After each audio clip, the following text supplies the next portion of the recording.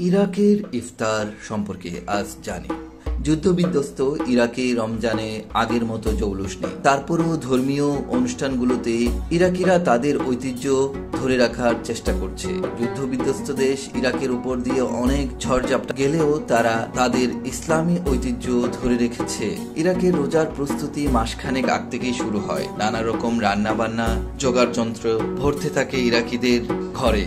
মূলত শুকনো খাবার দাবার সংরক্ষণ করা হয় তাদের ঘরে। ইরাকিদের ঐতিহ্য হলো রমজানে আত্মীয় স্বজনের বাড়িতে বেড়াতে যাওয়া। এ সময় তারা পরস্পরকে ধর্মীয় গ্রন্থাদি উপহার দেয়। পরিবার প্রধান শিশু সদস্যদের কোরআন শরীফ উপহার দেয়। ইরাকিরা যথাসম্ভব চেষ্টা করে বিয়েগুলো রমজান মাসে সম্পন্ন করতে। পুরো রমজান মাস জুড়ে বাগদাদে সূর্যা বাজারে চলে নানা স্বাদের খাবারের বিকিনি। আগের মতো প্রাণচাঞ্চল্য না থাকলেও সহিংসতা আতঙ্ক কাটিয়ে ভিড় জমে 700 বছরের ঐতিহাসিক মার্কেটগুলোতে। পবিত্র রমজান মাসে প্রতিবেশীদের ঘরে ইফতার সামগ্রী পাঠানো ইরাকিদের ঐতিহ্য।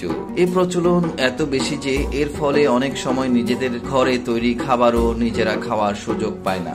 ইরাকিরা খোলা ছাদে বা বাড়ির সামনে খোলা প্রাঙ্গণে বসে ইফতার করতে পছন্দ করে। ইফতারের ব্যাপারে এখনো পুরনো ঐতিহ্যকে অনুসরণ করে থাকেন তারা। ইরাকি ইফতারের মধ্যে থাকে তাজা